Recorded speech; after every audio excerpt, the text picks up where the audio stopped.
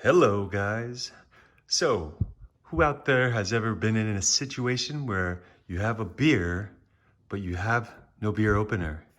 And it's not a twist off. You can't twist it off.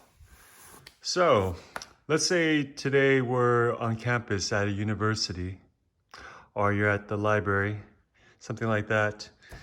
And yeah, what can you do? How can you open this beer? Well, it's all about tools, finding the right tool. And you're gonna need something hard, something that won't break under pressure or shatter. So no glass or anything like that. You're gonna have to find a point of leverage to help you pry open this bottle cap. I'm gonna use this highlighter. Now with the highlighter, I found out because it is a little softer material for plastic, you're gonna have to be careful. So this is gonna take some practice. I remember when I first started, I broke the highlighter before.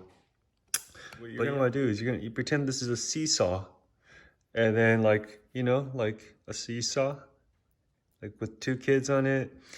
Well, basically you're gonna do that with your finger, and you're gonna find the point where you're gonna wanna pry it off like that. So let's give it a try. So we're gonna find the right point, squeeze.